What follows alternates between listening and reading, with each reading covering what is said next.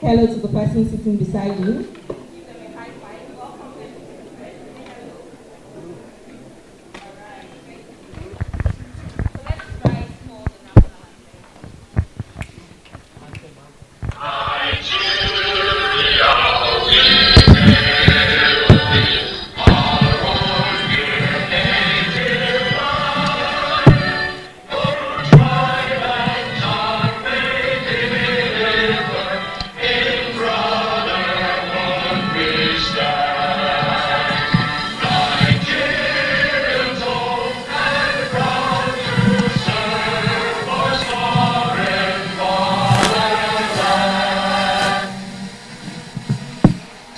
Thank you very much. You may kindly be seated.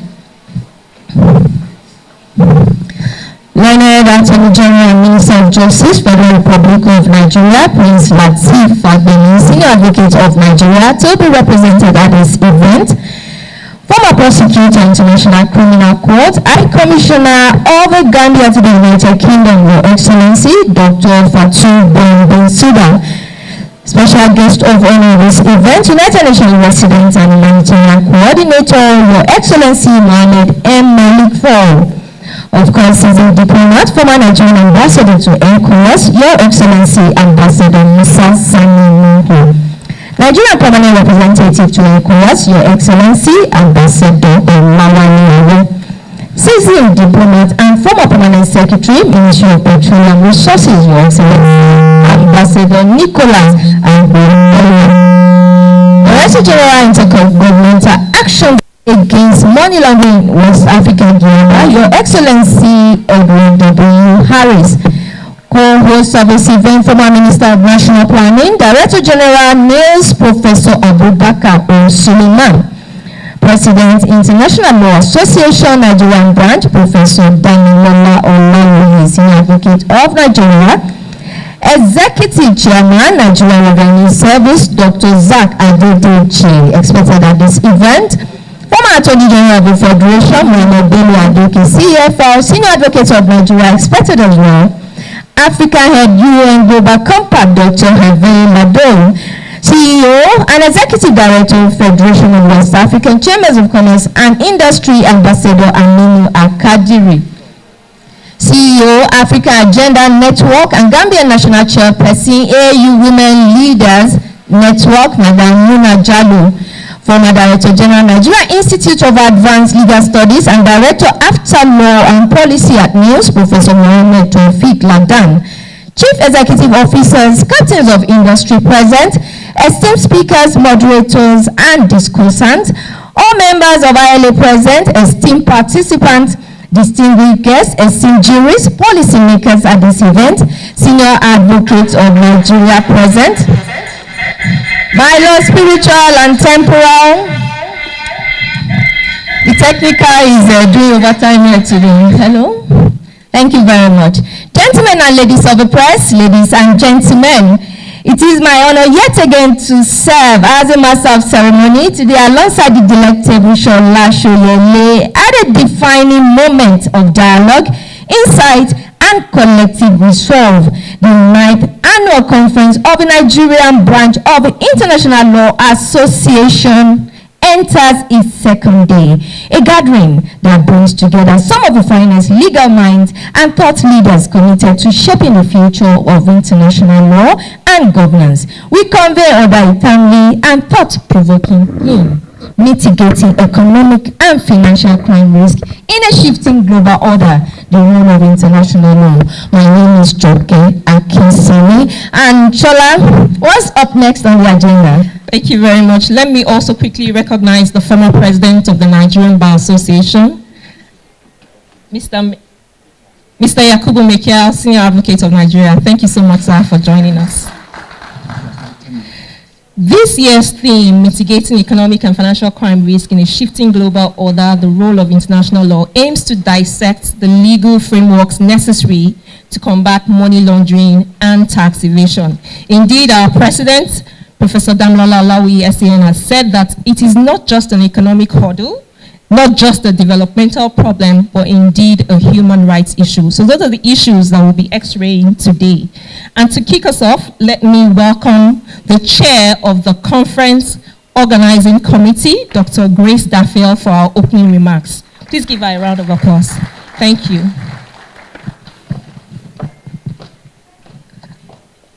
Thank you very much, Shola.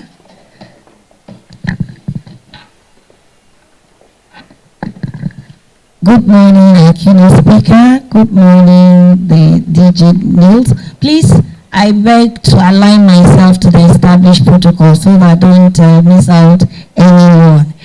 Distinguished guests, esteemed members of International Law Association, honored keynote speakers, respected delegates, the members of the press, ladies and gentlemen, also my students, you are not forgotten. It is a great pleasure and a deep sense of responsibility that I welcome you all to the 9th Conference of International Law Association, convening here in Abuja from the 13th to the 15th of April 2026. We gather at a moment of profound transformation in global order, an era defined by shifting economic alliances, evolving governance structures, and increasingly complex transnational challenges.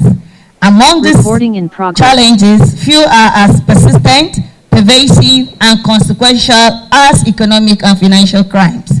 The theme of this year's conference, Mitigating Economic and Financial Crime Risk in a Shifting Global Order, the role of international law, is both timely and imperative. It calls attention to the intricate relationship between illicit financial practices and the stability, development, and sovereignty of nations, particularly those in the developing world. It underscores the indispensable role of international law as a framework for cooperation, accountability, and reform in addressing these global trends. Over the course of this conference, we will engage with the rich and carefully curated program that reflects the depth and breadth of this subject. The keynote of yesterday, which is Illicit Financial Flows and National Development, examines the drivers, structural challenges, and pathways toward effective multi-stakeholder solutions. This sets the stage for a broader keynote that interrogates the impacts of economic and financial crimes on national development, with particular attention to the constraints and vulnerabilities faced by developing countries and the evolving role of international law in mitigating these effects. Our discussion today will transverse at critical dimensions of this theme.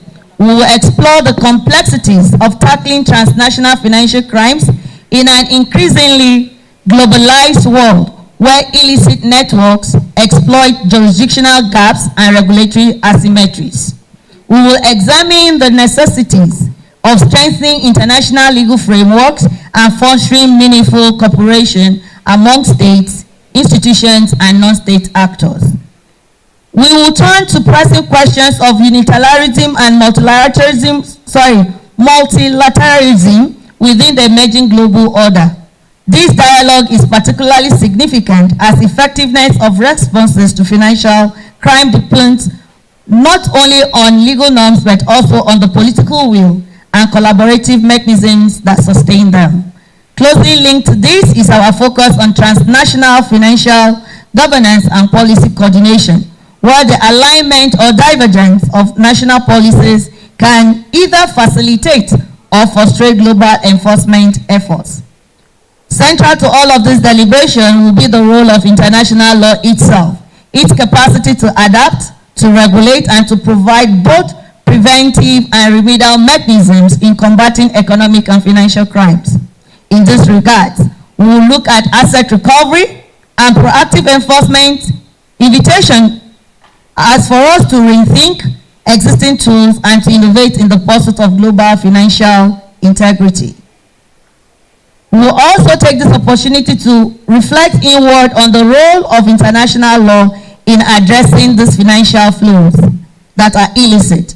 This conference provides a platform to identify opportunities for collaboration, to to strengthen networks and to contribute meaningfully to both scholarly discourse and practical reform. Finally, we will look forward to the grand finale of the debate. That is why I say, my students, you are not forgotten.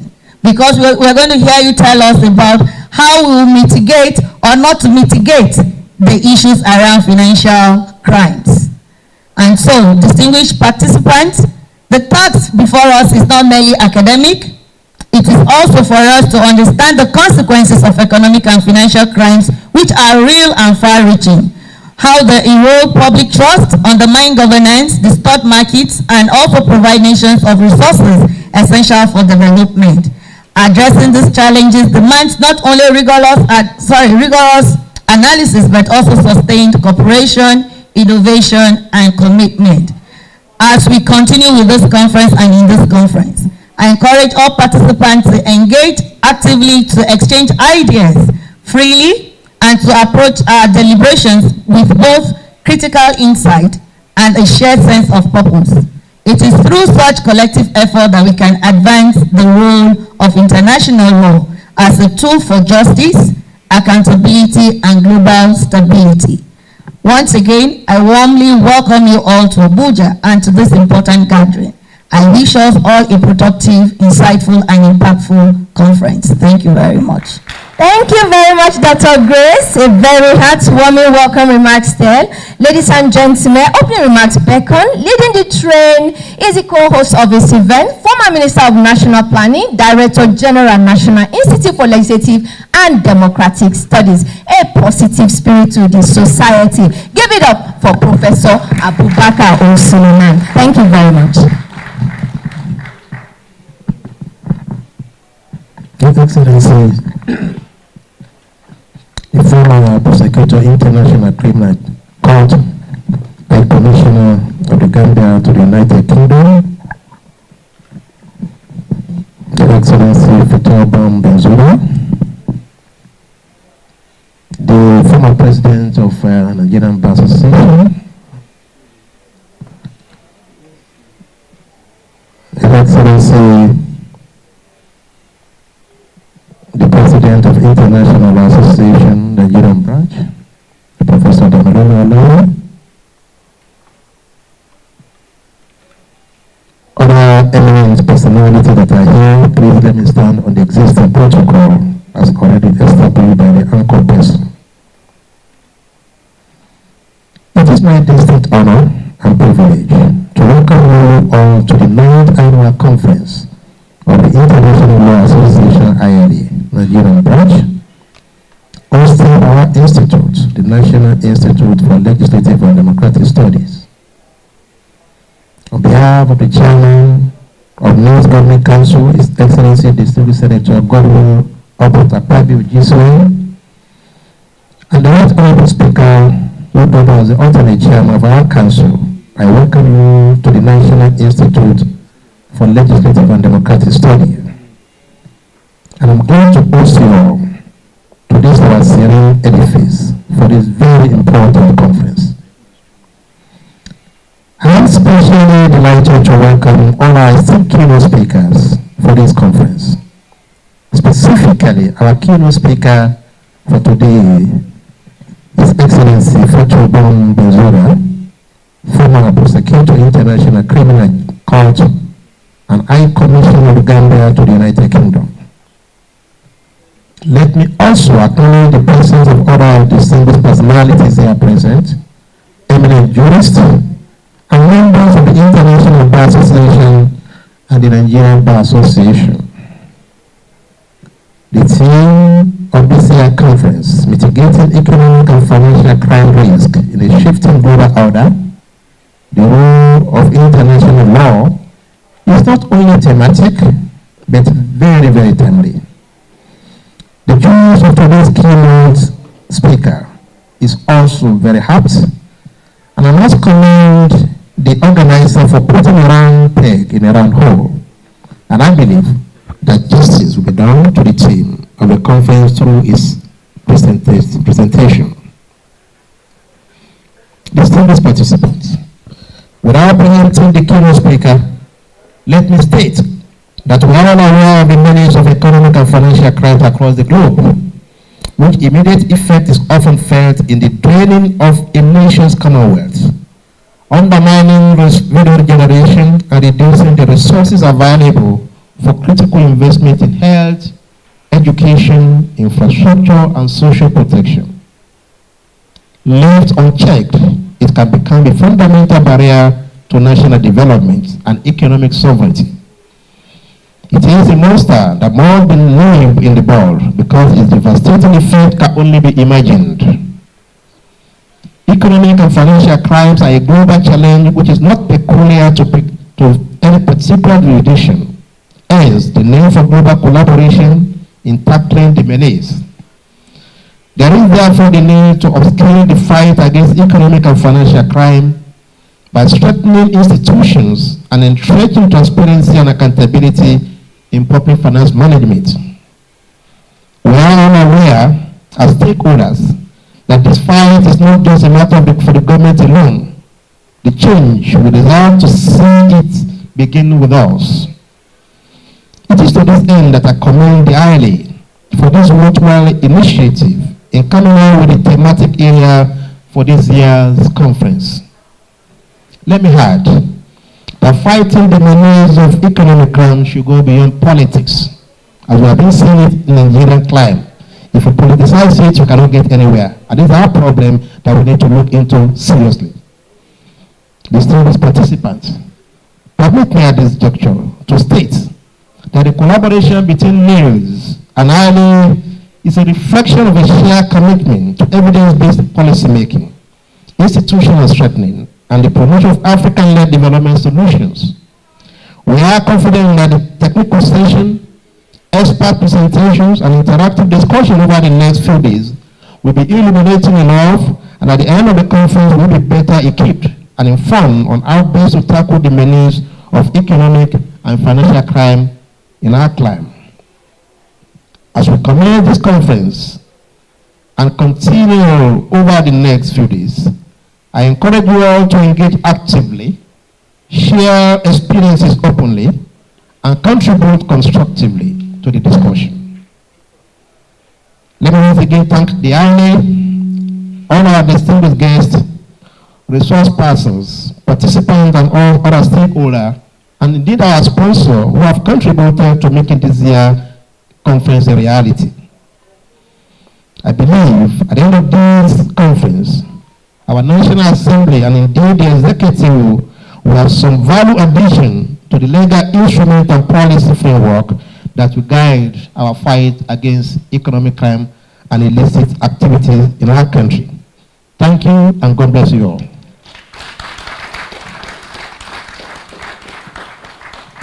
Thank you very much, Prof.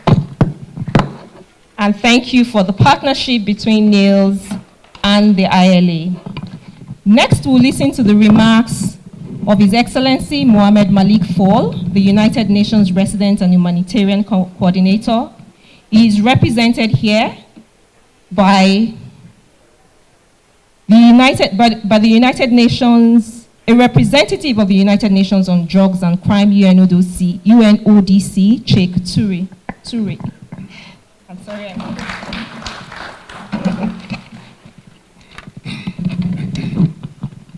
Good morning. Standing on pre-existing protocol,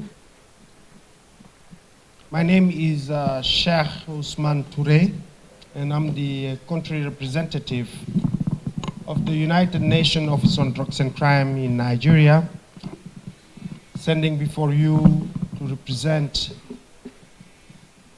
ASG Mohammed Malik Fall, Resident Coordinator of the United Nations System in Nigeria. It is my honor and privilege to stand with you this morning as we open the 9th Annual Conference on the Nigerian branch of the International Law Association, which is an event that I must say arrived precisely at the right moment in Nigeria development story following last year Road to Sevilla discussion on illicit financial flows and how it can contribute to fund development. And the theme you have chosen, mitigating economic and financial crime risk in a shifting global order, the role of international law could not be more timely. Allow me to begin with a number that you should give you all pause. Estimate from international research institutions suggest that Nigeria lost nearly $40 billion to illicit financial flow in a single decade. Across Africa, the figure reaches close to 148 billion annually. These are not abstract statistics. They represent schools not built, hospital not equipped, road not paved, youth not finding jobs, women giving birth in very difficult conditions, and futures not realized. And yet we gather here today with resolve, because we know that this challenge is not unsurmountable. Nigeria has shown it in act. In 2025, Nigeria was removed from the Financial Action Task Force grey list, a milestone of enormous significance that reflects years of sustained reform effort. Nigeria has operationalized a beneficial ownership registry, strengthened its financial intelligence capacity, improved cross-border reporting frameworks, and deepened inter-agency cooperations. And these are not action of a country that is standing still. But as the UNODC recent strategic dialogue on illicit financial flow that was convened in December 2025 made it clear, much work remains. Illicit financial flow in Nigeria manifests through multiple interlocking channels: trade-based money laundering, aggressive tax avoidance, corruption-related flows, the abuse of shell companies, and increasingly the exploitation of digital assets and virtual currencies. The EFCC has recently warned that illicit transactions in cryptocurrencies exceeded 160 billion globally in 2025 alone. Nigeria, as one of the Africa's highest crypto adopting nations, cannot afford to be unprepared for this frontier. The United Nations is your partner in this work, not as an observer, but as an active, committed collaborator. The UN Economic Commission for Africa is working alongside Nigerian authorities to build technical capacity for measuring and curbing trade misinvoicing. And UNODC continues to provide technical expertise, research, and capacity building in support of financial transparency and accountability across the country. But our challenge is, what we do here in Abuja, how can it translate back in the 36 states and 774 local government area of this country? Because the scale of this country is very important, and that's where the challenge is. We know that addressing illicit financial flows is not solely a law enforcement imperative. It is a strategic economic priority. And this is why at UNODC they opted to talk about de-risking Nigeria's trade environment means more investors' confidence, lower transaction costs, and a stronger global economic reputation. It means Nigeria can mobilize domestic resources to finance its own development. It means the sustainable development goals move from aspiration to reality. But I think that Nigerian itself need to believe that the giant of Africa should not be just a lip service, but an action-oriented element that carry all West Africa together. And this is what we believe. This is why the work of this conference matters so deeply. The international legal community represented in this room, scholars, practitioners, policymakers, judges, hold enormous influence over the shape of the framework that govern financial integrity, asset recovery, beneficial ownership, and cross-border cooperation. International law is not peripheral to this fight. It has to be central to it. I encourage you to think boldly as we engage over the next 3 days. How do we move from compliance formality to genuine enforcement? How do we ensure that beneficial ownership registers are operational tools, not paper exercise?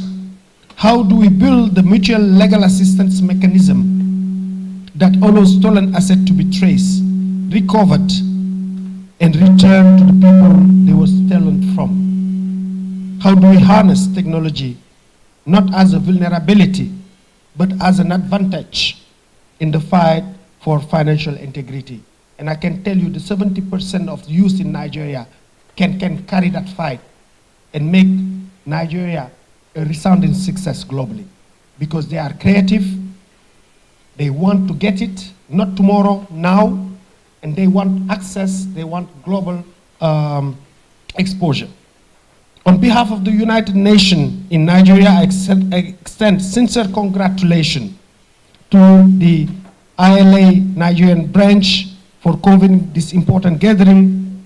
I look forward with great anticipation to the contribution of our distinguished keynote speaker this afternoon, Professor Bolaji Owasonye, whose work at the intersection of anti-corruption and illicit financial flow is a model for what committed public services can achieve.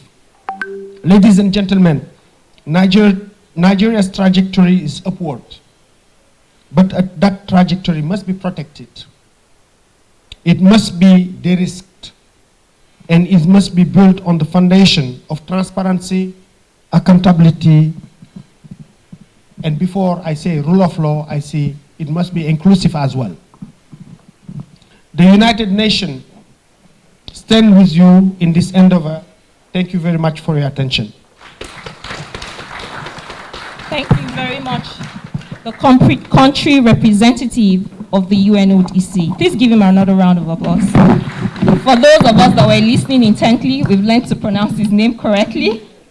Thank you for the facts, the statistics, and the figures that you also brought to the conversation. And thank you for reminding us that UNODC is a partner in this work. Thank you very much.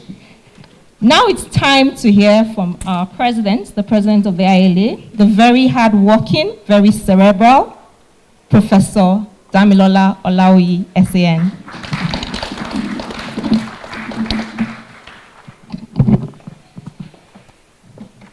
Good morning, everyone. Are you here? Say hello. Hello. Hello. Hello. Okay, good. Everyone is with me. Thank you very much. The distinguished Director General of the National Institute for Legislative and Democratic Studies, NILS, and former Minister for National Planning of the Federal Republic of Nigeria, Professor Abubakar Sulaiman. Our distinguished keynote speaker of today, a proud member of the Nigerian Bar, Harris, Director General of the Intergovernmental Action Group Against Money Laundering in West Africa, GIABA, who will be delivering the keynote tomorrow. His Excellency Ambassador Musa Sani Nuh, a seasoned diplomat, former Nigerian ambassador to ECOWAS. You're most welcome. His Excellency Ambassador Nicholas Agbo Ella, another seasoned diplomat, former permanent secretary, the Ministry of Petroleum Resources. You're most welcome. His Excellency Ambassador Aminu Akadiri, the the Chief Executive Officer, Executive Director of the Federation of West African Chambers of Commerce and Industry, FEWASI. You're most welcome. Representative of the Executive Chairman of the Nigeria Revenue Service, representative of the United Nations Resident and Humanitarian Coordinator, His Excellency Mohamed Malik IV, our able partner. If you were at the last Ila Conference, which we held at Afebola University, we signed an MOU with the Africa Agenda Network, the CEO of the Africa Agenda Network and the Gambian National Chair of the AU Women Leaders Network, Mona Jallo. Welcome back to your second home, Nigeria. Well, the Secretary General and members of the Executive Council of the ILA Nigeria, I think Clement Osuya is here. You're most welcome. Others are Secretary General, as well as the Vice President, who you all met yesterday at the wonderful opening. Distinguished members of the press, ladies and gentlemen, it's my great pleasure as President and Chair of the Executive Council of the Nigerian branch to welcome you to what promises to be another wonderful and refreshing conference. And this year's theme, as we've heard, is mitigating economic and financial crime risk in a shifting global order, the role of international law. As you may already know, the ILA is the longest surviving and running association in international law, having been established in Brussels in 1873. That's more than 150 years ago, with its objective being the study, clarification, and development of international law and the advancement of peace, equity, and justice worldwide. I like to say that unlike the International Bar Association, which is mainly for lawyers, membership of the ILA is open to lawyers and non-lawyers, especially diplomats, academics, foreign policy experts, and industry practitioners. The ILA has consultative status with international organizations, including the UN. The Nigerian branch of the ILA was formally inaugurated in 2014 by the then Chief Justice of Nigeria, Right Honorable Justice Aloma Miriam Mokhtar, GCON. And since 2014, ILA Nigeria has remained a leading platform on international law through our events, publications, and public dialogue. This year's conference is a significant milestone for the ILA. For the very first time in our association's history, this year's conference includes an advanced certificate course in international trade law, which we are organizing with our partner NILS. And so since yesterday, more than 80 participants, in person and online, have converged here for this course and for the conference, including the former Attorney General of the Federation, Prince Adetokunbo Kayode, SAN, the former President of the Nigerian Bar Association, Mr. Yakubu Chinoko Mekiao, SAN. You are most welcome, sir. Eminent senior advocates, diplomats, and other professionals who are here to gain more knowledge on after. This milestone certificate course happening during our conference is indeed a reflection of the fact that ILA Nigeria has come to stay and prosper as a hub for the study, clarification, and development of international law in Nigeria and Africa. The convening power of the ILA is evident in the number of leading advocates, diplomats, government leaders, business leaders, academics, students, researchers that will present their thoughts over the next 2 days. You will hear from them on how to address problems such as tax evasion, illicit financial flows, money laundering, and other corruption and financial crimes that threaten sustainable development across Africa. This is indeed a timely topic, as you agree.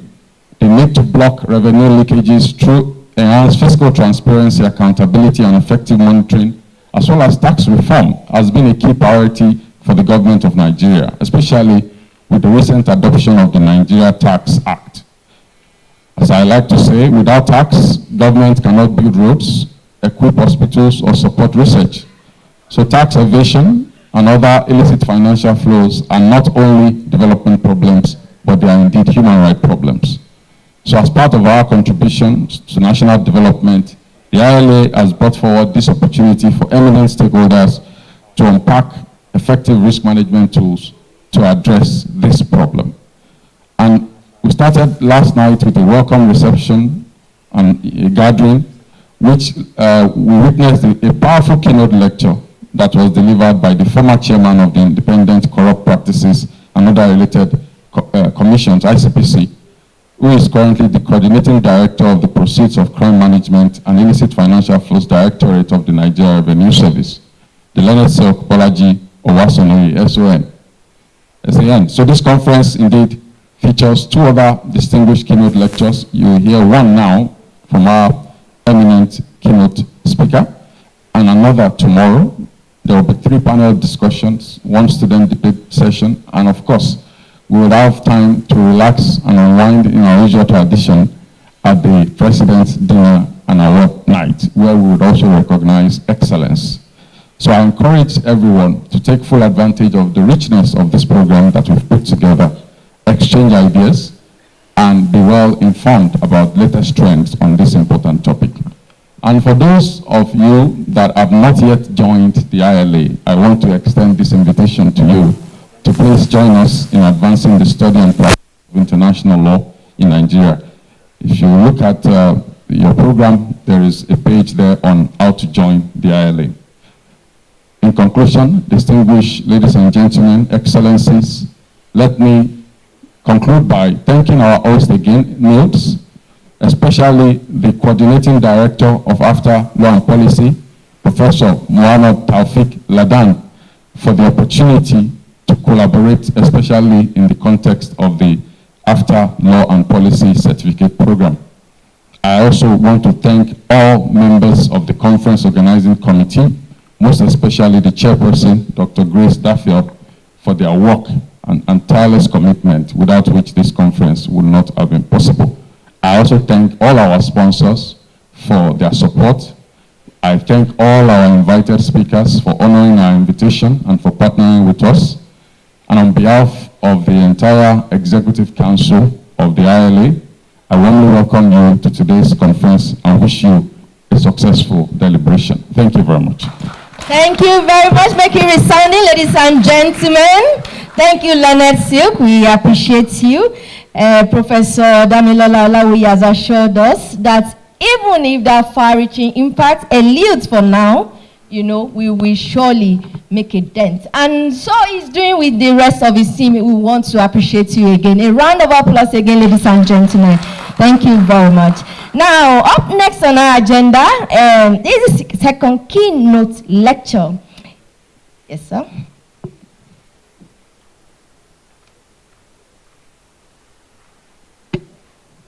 All right.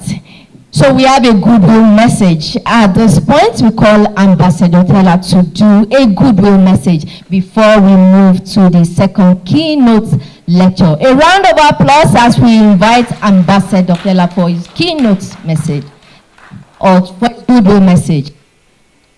Do we have Ambassador Teller, please?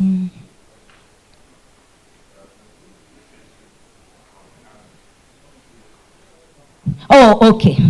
So representing the NRS, I believe, Nigerian Revenue Service Executive Chairman, Dr. Zach Adedeji is able to represent. Ladies and gentlemen, a round of applause from the remarks, from the NRS. Thank you. Can we keep clapping so if I can come faster? Thank you. You're welcome.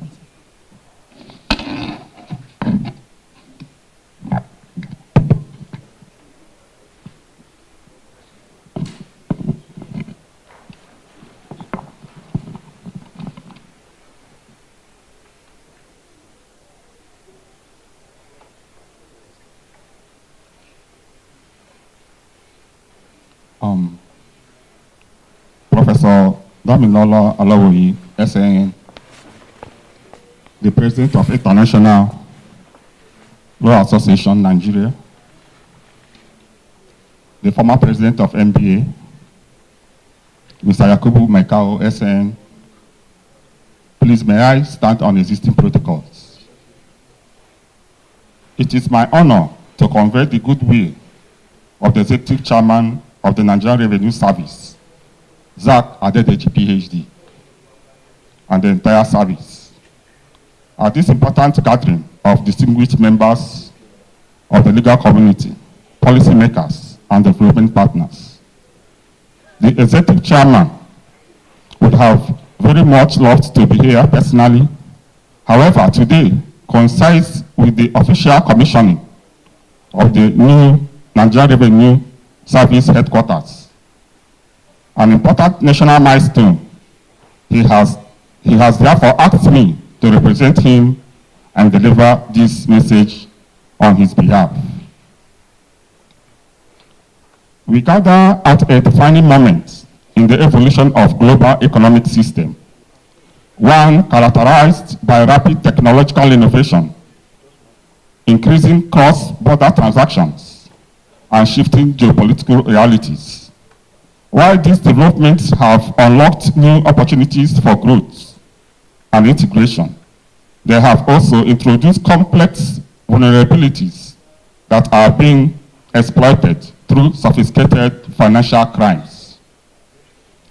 Transactional crimes, in particular, have become more intricate, often leveraging on digital platforms, opaque financial structures, and regulatory gaps across jurisdictions. These crimes not only undermine the integrity of financial systems, but also erode public trust and deprive governments of critical revenues needed for national development.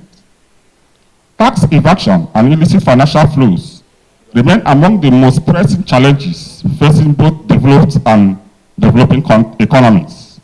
For countries like Nigeria, the consequences are profound.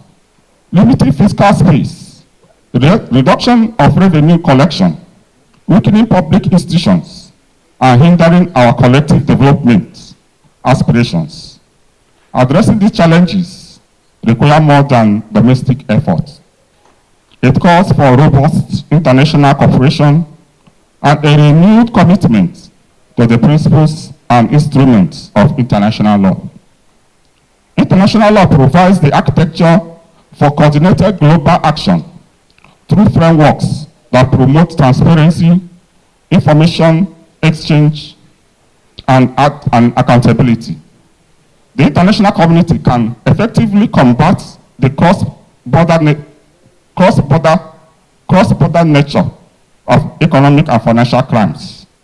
However, the effectiveness of these frameworks depends on consistent implementation, mutual trust, and sustained cooperation among nations.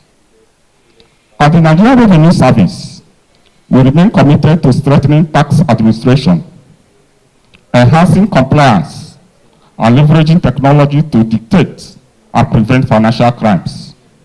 We recognize that our success is closely tied to our ability to work collaboratively with international partners, share intelligence through exchange of information, and adopt best practices that reflect evolving global standards. The Nigerian Revenue Service has set its sights on a monumental 40.71 trillion revenue target for the 2026 fiscal year. This ambitious figure, which represents a significant increase over the previous year's performance, underscores the government's aggressive strategy to achieve fiscal self-sufficiency and a step in achieving the government's 1 trillion economy target. As we look ahead to 2026 and beyond, we must embrace innovation while enforcing the rule of law. We must build resilient institutions, close regulatory gaps, and ensure that no jurisdiction becomes a safe haven for illicit financial activities. The role of organizations such as the International Law Association is therefore indispensable in shaping thought leadership, and advancing legal frameworks, and fostering dialogue that leads to practical solutions. NRS as a gold sponsor is proud to support this initiative and to align with stakeholders committed to strengthening transparency, accountability, and financial integrity across borders. The executive chairman conveys his strong support for this conference and his confidence that the deliberations will yield meaningful and actionable outcomes. On this note, I wish you all a very productive and impactful conference. Thank you. Thank you very much. Another resounding applause, representative of the Nigerian Revenue Service. Distinguished guests, ladies and gentlemen, please permit me to retrace my steps. Apology to the learned Attorney General, Minister of Justice, Federal Republic of Nigeria, Prince Lateef Fagbemi, Senior Advocate of Nigeria. He's actually represented here, ladies and gentlemen, by the Director of Solicitors Department, Federal Ministry of Justice, Madam Gladys Odegbaro. At this point, give a resounding applause as we invite her to do our remarks. Thank you very much, Madam. Thank you indeed.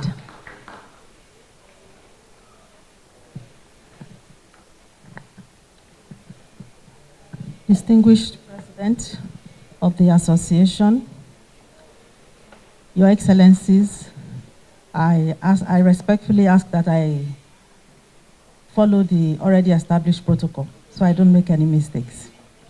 The Honorable Attorney General of the Federation and Minister of Justice is otherwise engaged in another event which he is hosting in the ministry. So that is why he has asked me to represent him at this occasion. So I'll go ahead to read his opening remarks. It is a great honor to address this distinguished gathering of legal minds, academics, and policy experts committed to advancing the frontiers of international law and global cooperation. I bring you warm greetings from the Federal Ministry of Justice and express my sincere appreciation to the organizers for convening this timely and important conference. The theme of this conference, Mitigating Economic and Financial Crime in a Shifting Global Order, the Role of International Law and Cooperation, is both profound and apt. We are in a period marked by rapid global and geopolitical realignments, technological disruption, and evolving economic systems. These changes, while offering opportunities for growth and innovation, have also created new vulnerabilities that are increasingly exploited by perpetrators of economic and financial crimes. Economic crimes ranging from illicit financial flows, money laundering, cyber-enabled fraud, corruption, to sanctions evasion continue to thrive in the gaps created by lack of coordinated cooperation across jurisdictions, fragmented legal systems, and uneven enforcement across the globe. In a shifting global order, these challenges are further compounded by divergent national interests, regulatory arbitrage, and the speed at which financial transactions now occur across borders. Distinguished ladies and gentlemen, it is therefore clear that no country can effectively address these threats alone. The role of international law and cooperation has never been more critical. Multilateral frameworks, mutual legal assistance mechanisms, extradition arrangements, and coordinated regulatory standards must evolve to keep pace with emerging realities. More importantly, these instruments must be implemented with efficiency, transparency, and a shared commitment to justice to ensure that no jurisdiction becomes a safe haven for criminals.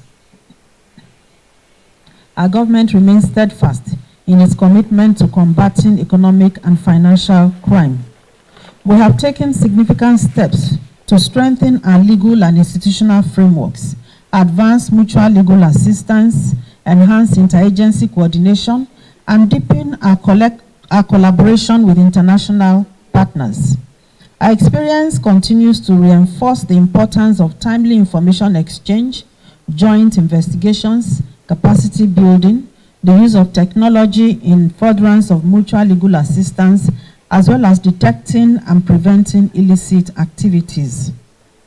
Significantly, through our concerted efforts, Nigeria was delisted from the Financial Action Task Force grey list in October 2025, and this has enhanced Nigeria's credibility as a safer investment destination, thereby encouraging increased foreign direct investment and strengthening investor trust and indicating Nigeria's commitment to global best practices in financial regulation. Our continuous efforts at holding accountable perpetrators of economic crimes with dissuasive sanctions reflect the effectiveness of reforms undertaken in the AML-CFT framework, including strengthened legislation, improved enforcement, and enhanced interagency coordination, as well as international collaborations in combating these crimes. A key priority for us remains the recovery and repatriation of stolen assets and combating all impediments militating against our efforts in taking full advantage of existing international cooperation agreements. In a global environment where fugitives hide in other jurisdictions and illicit funds are easily transferred and concealed across multiple jurisdictions, international cooperation is indispensable. We must collectively ensure that there are no safe havens for illicit wealth and that asset recovery processes are efficient, transparent, and beneficial to affected communities. Distinguished colleagues, as we engage in these deliberations, I urge us to reflect not only on the challenges but also on the opportunities before us. A shifting global order provides a unique moment to rethink and strengthen our legal frameworks and cooperation mechanisms, promote greater harmonization of laws, and build resilient systems capable of addressing both present and future threats. The fight against economic and financial crime is not merely a legal or institutional responsibility, it is a collective global duty. It is essential for safeguarding economic development, promoting good governance, and ensuring fairness in the international system and the world at large. I'm confident that this conference will generate insightful discussions and practical recommendations that will advance our shared goals. On this note, I wish you fruitful deliberations and a successful conference. Thank you and God bless. Thank you very much, ladies and gentlemen. Make a resounding again for the learned Attorney General and Minister of Justice, represented by Madam Gladys Odegbaru. Now, last but not least, on our lineup of remarks is none other than a seasoned diplomat and former permanent secretary, Ministry of Petroleum Resources, Ambassador Nicholas Agbo-Ella. A round of applause, ladies and gentlemen, as he comes forward for his remarks. You have to watch out for the cables around here, sir.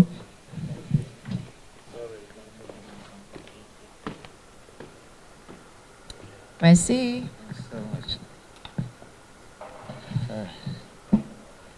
Good morning, everyone.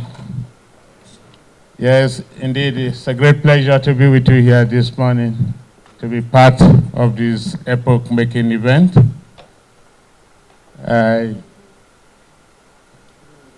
Let me begin by recognizing a few of the people I've met prior to this conference. Prof. and I just met 2 days ago at the Transcorp, but then we got to know that we have a lot of mutual friends, including the Nigerian ambassador, then ambassador to Qatar. And we had a lot of exchanges, and of course, he spoke to me on the need for me to become a member of this August gathering, and I gladly accept that invitation. 2 is our dear sister, a Nigerian Bar Association. I told her yesterday I'm meeting her. I met her for the first time. Yeah, Her Excellency Fatou, the Gambian High Commissioner to the United Kingdom and the former prosecutor of the International Criminal Court. Her Excellency, it was indeed nice seeing you here. She told me about her study in Ife, and I said, those of you connected with Great Ife, yes, very good. You are owing her something important, her honorary doctorate degree, which has been promised to her. I have with me here my very good friend, bosom friend, a colleague in the Foreign Service. We joined together in 1993, Ambassador Farouk Yahya, Nigerian former charge the affairs to the Chad Republic. And of course, Ambassador Musa Nuhu, my colleague in the Foreign Service and our former rep to ECOWAS. Yes, as said, my name is Ambassador Nicholas Agboela. I spent 32 years in the Foreign Service before being pushed to the oil and gas sector again to become permanent secretary, retired last year. So it's indeed a great pleasure to be with you here for this epoch event. It is a great privilege for me to extend warm goodwill wishes to you all on the occasion of the 9th Annual Conference of the International Law Association Abuja branch. I commend the organizers for convening this timely and important gathering centered on the theme mitigating economic and financial crime risks in a shifting global order. This event was brought to my attention by my bosom friend, Mrs. Muna Jalo, she who had been in Nigeria here, promoting both Nigeria and the Gambia relationship. I thank you so much for the work you are doing, ma'am. In today's rapidly evolving global landscape, economic and financial crimes have grown in complexity, in scale, and in sophistication. From cyber-enabled fraud and money laundering to illicit financial flows and corruption, these challenges transcend borders and demand coordinated, innovative, and resilient responses. And I believe that is what this conference is all about doing. The shifting global order, characterized by technological disruption, geopolitical realignments, and economic uncertainty, has further heightened both vulnerabilities and urgency for collective action. This conference comes at a critical moment.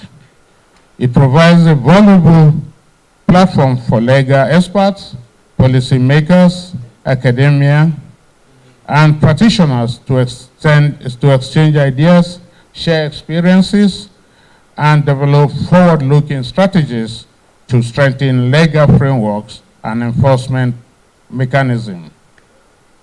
Your deliberations will no doubt contribute significantly to enhancing international order, international cooperation, promoting transparency, and reinforcing the rule of law.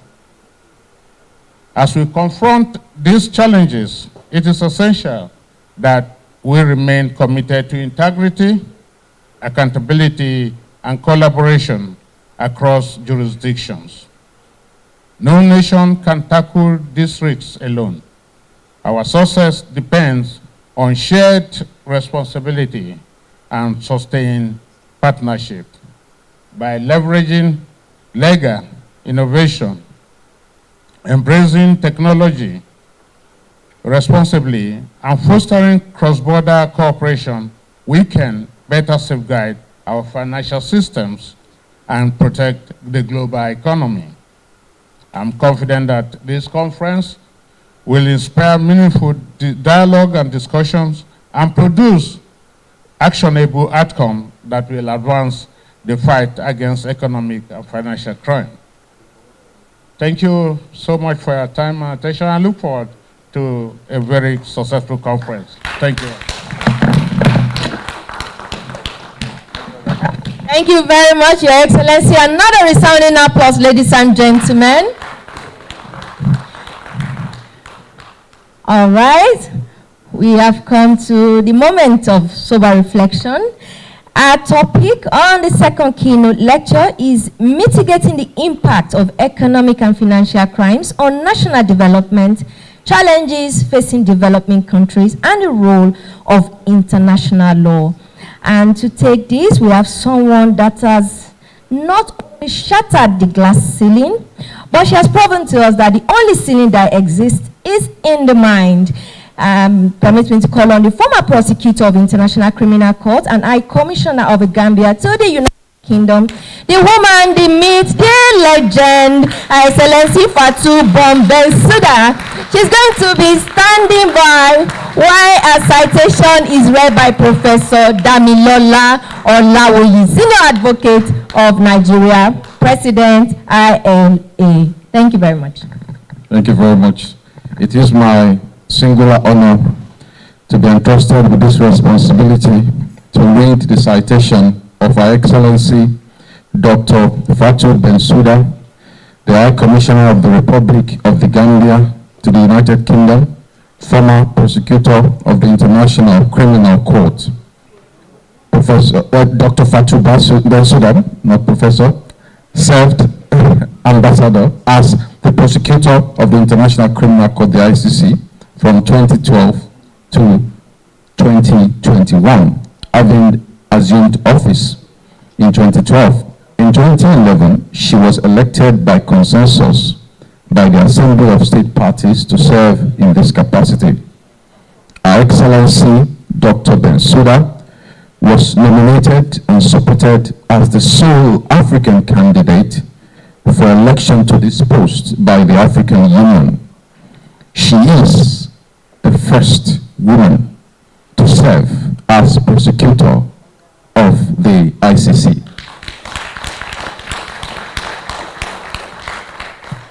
Our 9-year mandate as ICC prosecutor ended on 15 June 2021. Under our leadership, Dr. Bensouda has greatly reinforced the capacity of our office through a number of strategic and managerial initiatives and expanded our office activities to cover 14 investigations and countless active preliminary examinations in conflict around the world. Her Excellency Dr. Bensouda has received numerous awards, including the distinguished ICJ International Jurist Award 2009, presented by the then President of India, His Excellency Patil. She has received the 2011 World Peace True Law Award, presented by the Whitney Harris World Law Institute. She has received the American Society of International Law's Honorary Membership Award in 2014, the Outstanding Achievement Award by the American branch of the International Law Association, ABILA. And she has also received the Sapienza Human Rights Award from the Sapienza University in Rome, Italy. Her Excellency has received the 2022 Prominent Woman in International Law Award by the American Society of International Law, amongst many other laurels and awards globally. In addition to the several honorary doctorates that Her Excellency has received, she has also been listed by Times Magazine as one of the 100 most influential people in the world.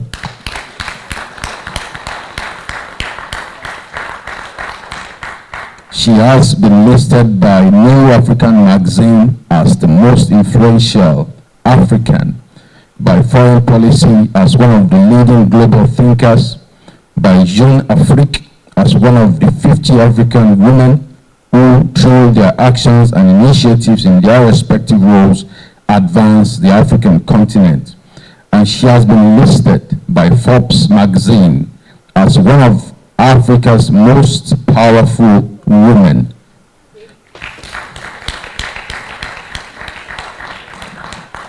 Her Excellency Dr. Bensouda and the office she led as the ICC prosecutor was nominated for the 2021 Nobel Peace Prize in recognition of their achievements and contributions in advancing international criminal justice without fear or favor. Her Excellency Dr. Bensouda currently serves as the Gambian High Commissioner to the Court of St. James's and as Ambassador Extraordinary and Plenipotentiary to the Kingdoms of Denmark, Norway, Sweden, Finland, the Republics of Austria, Ireland, and the Vatican City. Ladies and gentlemen, I present to you a proud daughter of Africa, our own pride of the Nigerian Bar, and the distinguished Ambassador, High Commissioner of the Gambia to the United Kingdom. You are most welcome, ma'am.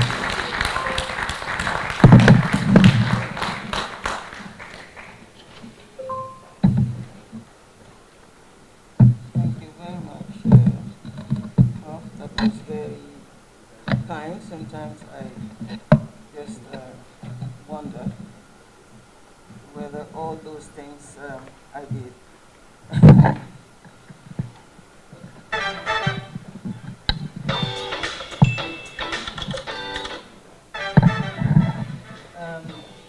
The President of the Nigerian branch of the International Law Association, Professor Damilola Olawuyi, Senior Advocate of Nigeria, the representative of the Federal Attorney General and Minister of Justice, distinguished members of the International Law Association, Your Excellencies and heads of institutions, I stand on existing protocol. Distinguished fellow speakers, my learned colleagues, ladies and gentlemen, it is a great honor and privilege to join you in Abuja for this 9th conference of the Nigerian branch of the International Law Association. I am deeply grateful for your generous invitation and the warmth of your welcome. It is especially meaningful to me to be here because Nigeria is, in many respects, home to me. It is here that an important part of my legal formation took place. I studied at the University of Ife, now Obafemi Awolowo University, and I later attended the Nigeria Law School as part of the 1987 cohort, and at a time when the law school was still in Victoria Island, VI, in Lagos, before its eventual relocation to Abuja. And those years left an enduring mark in my life. They gave me not only legal training, but also lasting friendships, treasured memories, and bonds of affection that have remained with me across the years. Among those I remember with deep gratitude is Madam Olubumi Femi Pierce, of blessed memory, who became to me an adoptive parent in the truest sense. Her kindness and generosity of spirit are part of what has made Nigeria so very personal and significant to me. My friends used to say, with warmth and affection, that I was almost half Nigerian. But with the passing of time, I have embraced that bond to a full Nigerian, 100%. And I do so gladly and without apology. And to my fellow alumni of the University of Ife here present, I say with great pride and affection, grateful. So it is therefore a particular pleasure to return to Nigeria for a gathering of this importance, under the auspices of an institution that has, for generations, defended a proposition of enduring significance, that international law is not an ornament of diplomacy, but an instrument of order, not an abstract ideal, but a practical discipline for protecting peace, justice, and human dignity. I therefore extend my warmest greetings and heartfelt gratitude to all of you for your presence, for your commitment, and your unwavering dedication to the shared ideals we champion here. This assembly is more than a professional gathering. It is a testament to our collective resolve to advance the rule of law, to promote justice and foster sustainable development across the continent and indeed all developing nations. Today, we convene at a critical juncture. The theme I intervene on, mitigating the impacts of economic and financial crimes on national development, challenges facing developing countries and the role of international law, could not be more timely or more vital. Around the globe, nations grapple with the consequences of economic and financial crimes that threaten to erode the very foundation of prosperity and societal progress. We are here not only to discuss these challenges, but to seek solutions to innovative, practical, and sustainable that can drive progress for generations to come. Our gathering brings together distinguished professionals, thought leaders, and advocates for diverse sections, all united by a shared vision. And our goal is clear: to confront the realities of economic and financial crimes, to understand that their impacts, and to harness the transformative power of international law. Let us embark on this journey together, a journey that demands insight, unity, and bold action for the future of Africa and the wider developing world. Our theme today could therefore not be more timely, as I said. The impact of economic and financial crimes on national development, the particular vulnerability of developing countries, and the role of international law in confronting these harms. This is not merely a technical question of compliance, nor a matter for prosecutors, regulators, or ministries of finance. It is, in truth, a question about the moral and institutional foundations of the state itself. For when public wealth is diverted, when corruption becomes systemic, when illicit financial flows hollow out national capacity, what is lost is not only money. What is lost is public trust. What is weakened is governance. What is delayed is development. And what is endangered, ultimately, is the legitimacy of the state in the eyes of its own citizens. Economic and financial crime is, in that sense, not simply an offense against the treasury. It is a developmental assault upon the state itself. And yet, if the consequences are national, the enabling environment is often profoundly international. This is one of the defining realities of contemporary economic and financial crimes. Illicit wealth does not remain neatly within one jurisdiction. It travels, it is layered, it is disguised, it is protected by shell structures, hidden through beneficial ownership secrecy, moved through complex corporate arrangements, and facilitated at times by professional intermediaries operating across borders. What begins as corruption in one place may be laundered in another, invested in a third, and protected by legal and financial opacity in yet another. That reality requires candor. Developing countries may suffer the greatest consequences, but they do not bear sole responsibility for the architecture that sustains these harms. The problem is not merely local. It is transnationally organized and systematically enabled. International law, therefore, remains indispensable. To address these threats effectively, it is essential that we begin with clarity. Economic and financial crimes are not technical infractions. They are complex, they are multifaceted activities that have profound repercussions for society. And these crimes encompass a vast range of illicit behaviors, including corruption, bribery, embezzlement, money laundering, tax evasion, fraud, and the misappropriation of public funds. Each of these undermines the integrity of markets, and it distorts fair competition and hinders development. Let us consider some examples to illuminate this landscape. Corruption can manifest as a government official diverting funds intended for hospitals to private accounts, leaving communities without access to essential health care.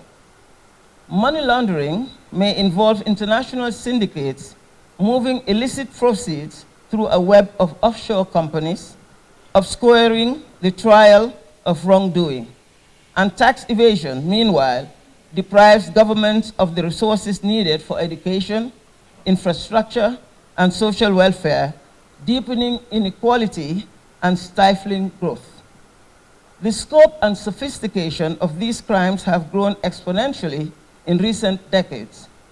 Globalization and technological advancement have made it possible for criminals to operate across borders, exploiting legal loopholes and complex financial networks. The proliferation of digital currencies, anonymous banking, and shell corporations poses new challenges for law enforcement and regulators. These are not abstract problems. They are lived realities for millions in the developing world, where the stakes are highest and the resources to combat such crimes are often very limited. And it is important to recognize that economic and financial crimes are not victimless. Every instance represents a direct assault on national development, whether it is a school left unfinished, a hospital without medicine, or a community denied clean water. The consequences are felt acutely by ordinary citizens. Our task, therefore, is to define these crimes, not only in legal terms, but in human ones, to see the faces behind the statistics and to understand the urgency of our work. Let me look at the impacts on national development. The consequences of economic and financial crimes are profound and pervasive. They touch every aspect of national life, whether it is economic, social, or political. These impacts in greater depth. For economic consequences, economic and financial crimes drain public coffers. They reduce foreign investment, and they distort market competition. When investors see instability, they withdraw, leaving economies vulnerable and dependent. Resources meant for roads, schools, and hospitals are lost, with long-term repercussions for growth and prosperity. The social consequences, the toll, is equally devastating. Economic and financial crimes exacerbate poverty, widen inequality, and erode trusts in institutions. Picture a mother who cannot afford medicine for her child because health funds have been embezzled, or a young graduate unable to find employment in a stagnant economy. When citizens witness impunity and injustice, their faith in government dwindles and the hope for a better future dims. The political consequences, corruption, and illicit financial flows weaken governance. They fuel instability and threaten democratic processes. Elections may be compromised by the flow of illicit money. Leaders who should serve the people become beholden to corrupt interests. The result is a vicious cycle where transparency is elusive, accountability is undermined, and progress is impeded. And these impacts are not theoretical. They are the lived realities of millions across the developing world. In many African societies, most regrettably, children are denied education. Families struggle to access health care, and communities are left behind. In every country touched by these crimes, the fight for national development is, in essence, a fight for dignity, for opportunity, and for justice. Looking at the challenges, in developing countries, they face unique and formidable challenges in combating economic and financial crimes. And these challenges are rooted in institutional weaknesses, resource constraints, corruption, and the complexities of global dynamics. So let us examine these barriers more closely. Institutional weaknesses. Many developing nations lack robust legal frameworks, independent judiciaries, and effective enforcement agencies. For instance, the backlog of cases and under-resourced courts can hinder swift investigations and prosecutions. Where institutions are fragile, criminals operate with relative impunity, and deterrence is weak. Resource constraints. Limited financial and human resources restrict the ability to monitor transactions, conduct audits, and implement reforms. Anti-corruption agencies may struggle with outdated technology, insufficient training, and the competing priorities.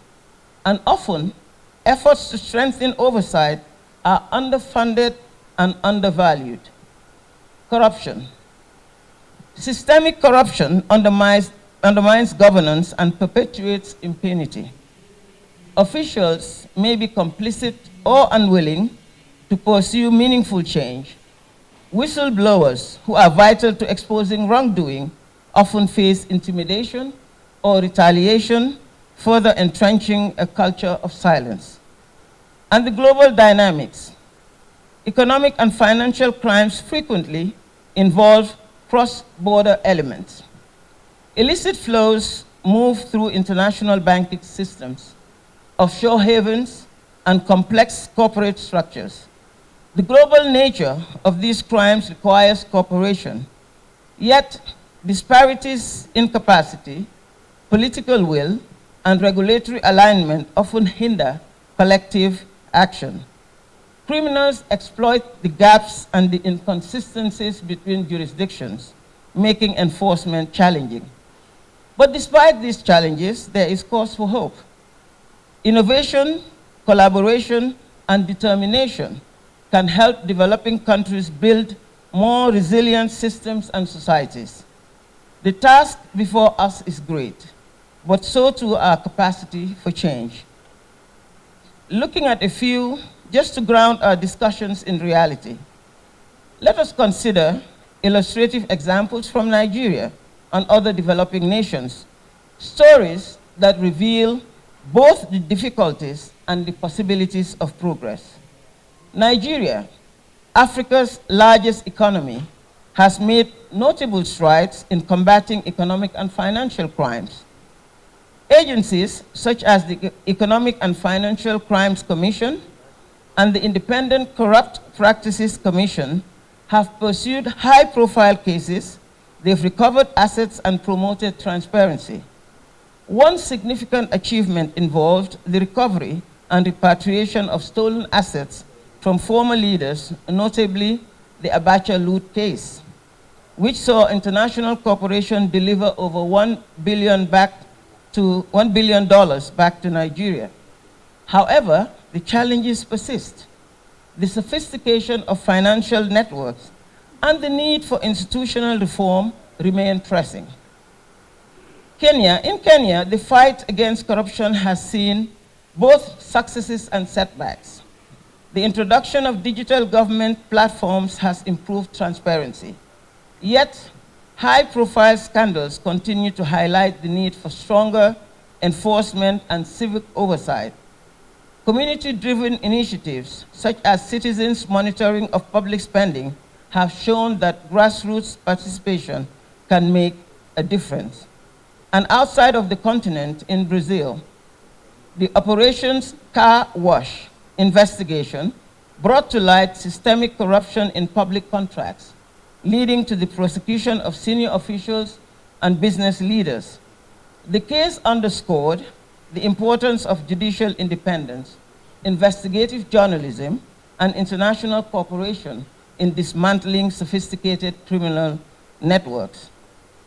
And these case studies reveal the complexity of the challenge and the diversity of approaches.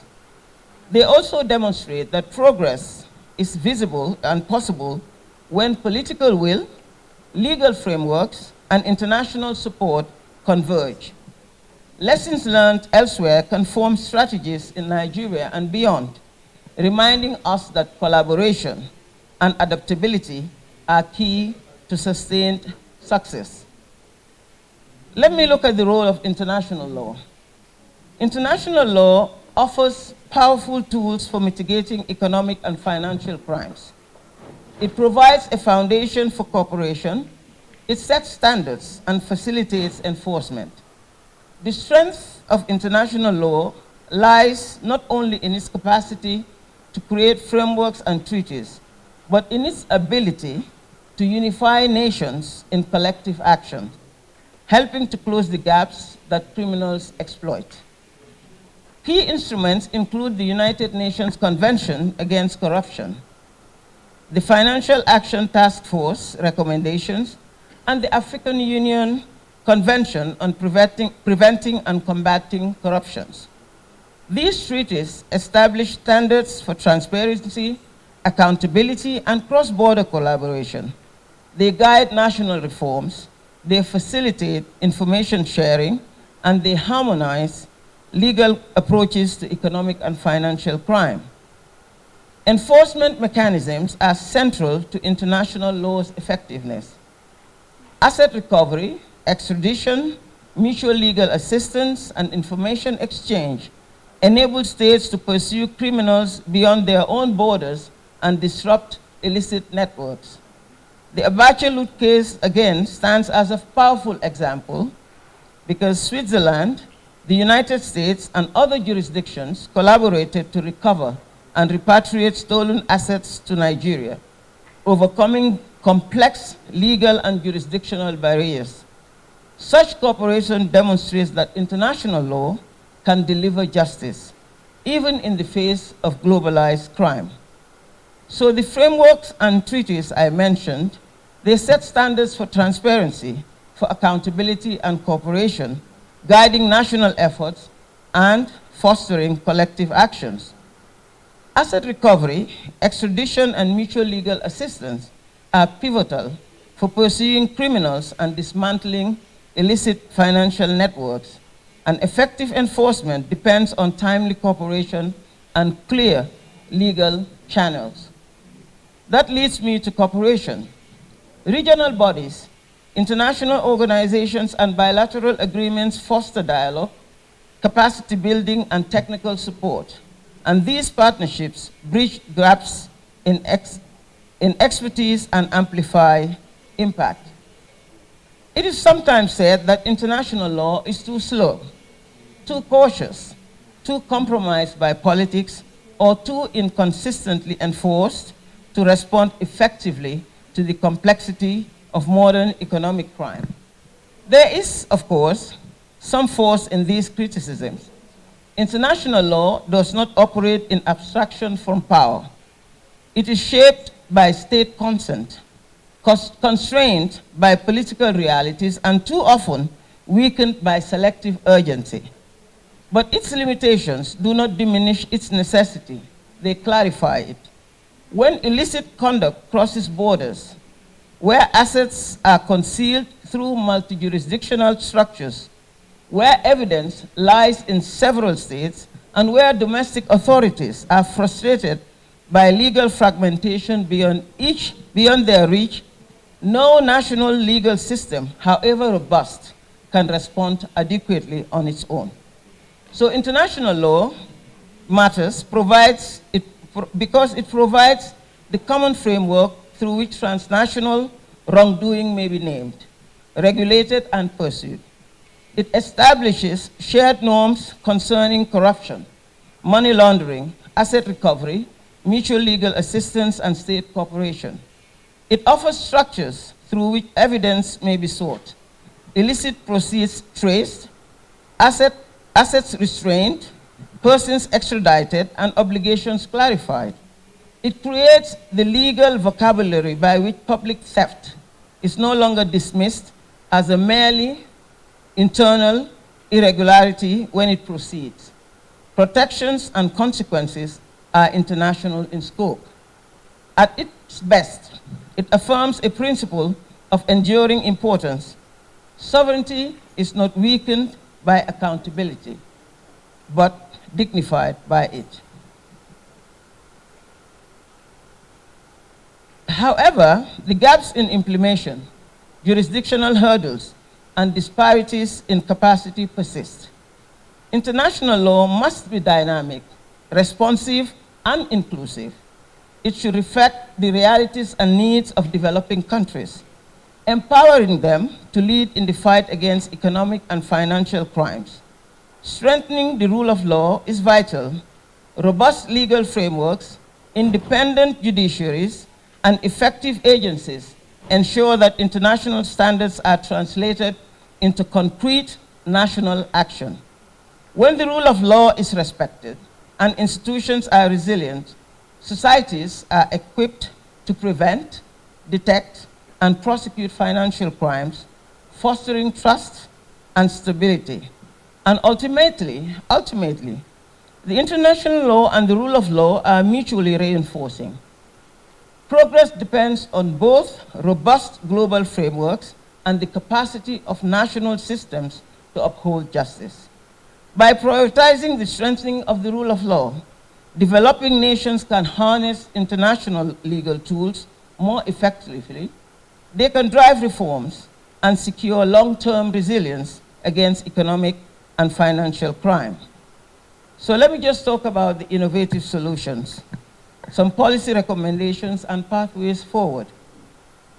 To truly mitigate the impacts of economic and financial crimes, we must embrace innovative solutions and bold policy recommendations. And these are not theoretical constructs, they are practical steps that can be implemented to bring about meaningful change. Let us invest in legal frameworks, independent judiciaries, and enforcement agencies.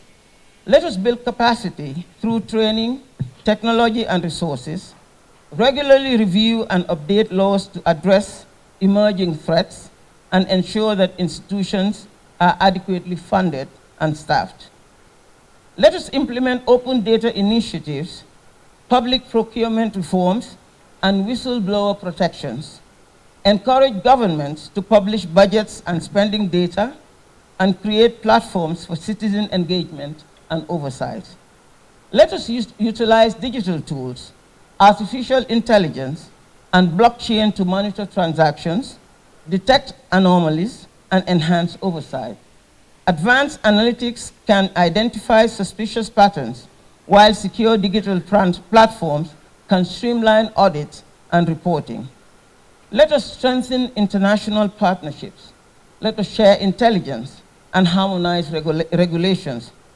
Let us develop joint task forces and regular forums for dialogue, ensuring that enforcement is coordinated and comprehensive. And let us engage citizens, media, and advocacy groups in oversight and reform. Let us promote civic education, encourage investigative journalism, and support grassroots initiatives aimed at transparency and accountability. And let us inspire our leaders to champion anti-corruption efforts, allocate resources, and uphold integrity.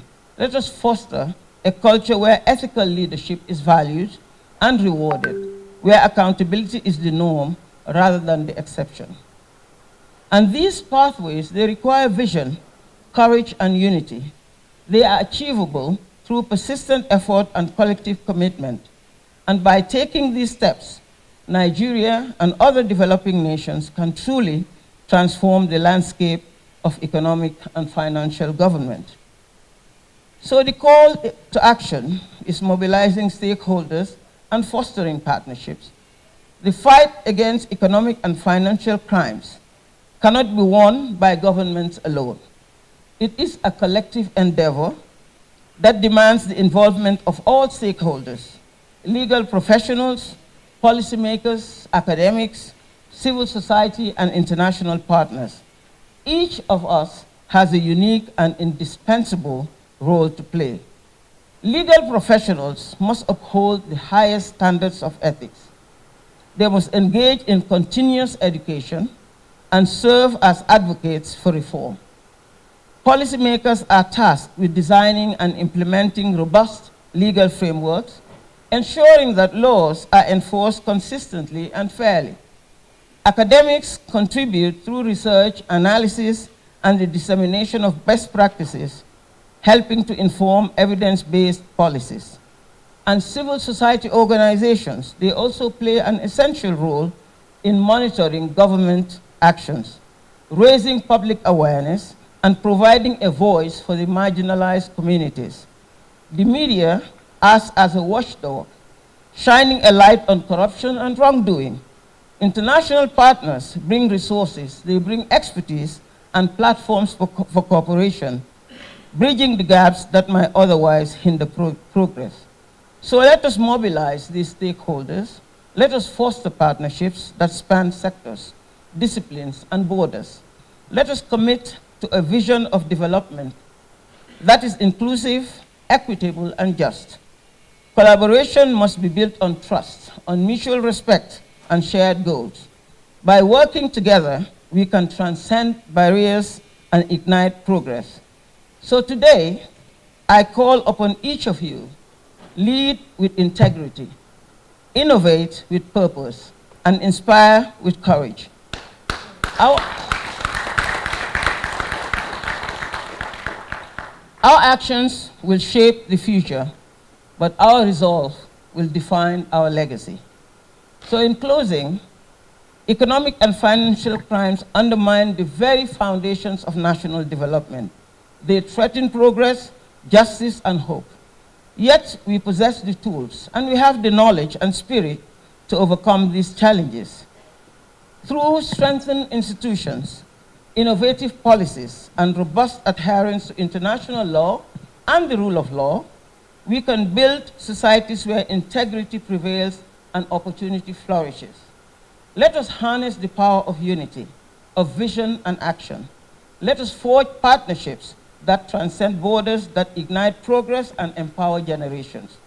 We should prioritize long-term vision, sound judgment, and ethical leadership rather than short-term decisions and greed. These qualities are fundamental to ensuring our shared future and the well-being of subsequent generations, representing enduring values which we can be genuinely proud of. So I thank you for your dedication, I thank you for your passion, and I thank you for your unwavering commitment. Together, we will mitigate the impacts of economic and financial crimes. We can advance national development and uphold the principles of justice and equity. I wish you a productive and inspiring and a transformative conference, and I thank you for your attention.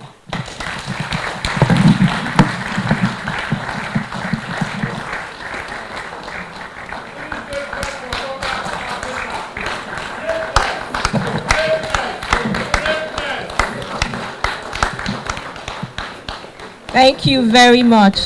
Please be seated. Thank you. Thank you, Your Excellency, for such a detailed, well-researched, inspiring, and very effective keynote speech. Thank you for the call to action too. Each of us have a role to play. Let's lead with integrity, innovate with purpose, and inspire with courage. Isn't that inspiring? Please let's give her another round of applause. Thank you so much, Ma. It's such an honor and a privilege to listen and hear from. A lot of us have heard of you, but it's such an honor to finally meet you in person and to hear from you and to have you pour those words of wisdom into us. Thank you so much, Ma. We're really grateful, honored, and delighted. It's time for questions and answers. Questions, comments, suggestions, and I understand that some people are joining us online. So if you have questions online, please write them in the chat box so that we'll be able to take your questions. We'll walk the room and then take a few questions, comments, suggestions. Who wants to go first? I see some hands at the back. Thank you. Please keep it short and simple so that we can take as many questions as possible. We don't get this opportunity every day, so let's try and fit in as many as possible. Please go ahead. Yes, I wish to thank the keynote speaker for the incisive presentation, where it's like a classroom, so we've learned. Thank you so much. In your presentation, you said that proliferation of digital currencies poses a new challenge for law enforcement. And that's our reality today. With the rise of digital assets, fintechs, and instant money transfers, is international law evolving with the same speed as these digital emerging technologies? Are we addressing today's problems with yesterday's tools? And what do you propose for us as international law practitioners do to ensure that we keep pace with this evolving digital space?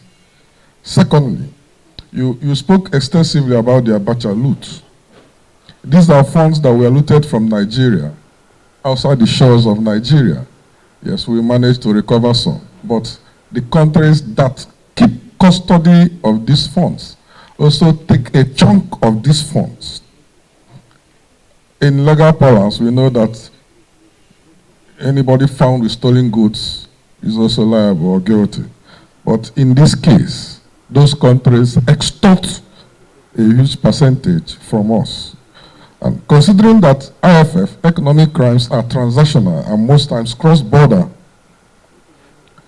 what do we do? What reforms do you propose that are needed in strengthening mutual legal assistance and asset recovery frameworks to address delays and issues like these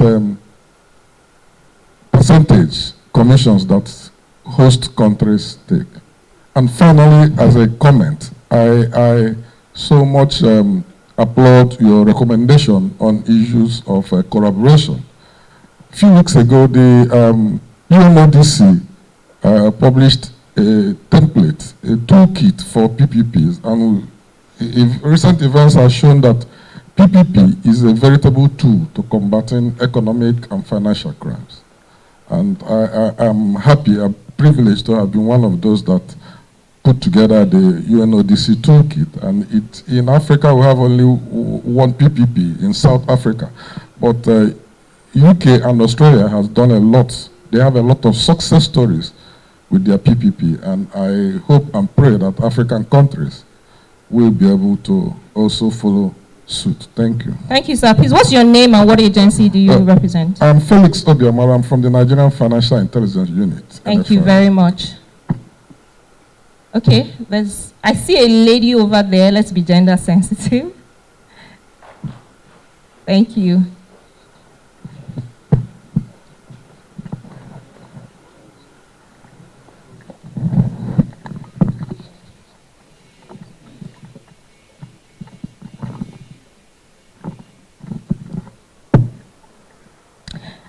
Your Excellency, thank you so much for that very insightful lecture. My question is, given that corruption persists, despite the almost universal adaptation of the United Nations Convention Against Corruption, the UNCAC, and also various domestic and even regional anti-corruption agencies and mechanisms, there's been a growing dialogue and a proposal for the development of an international anti-corruption court.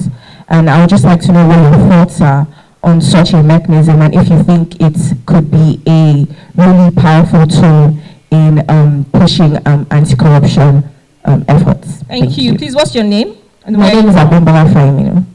Okay, where are you from? I work at Aomola and Associates. Thank you. Thank you very much. There's a question in front here. Isaac from Great Ife. Thank you.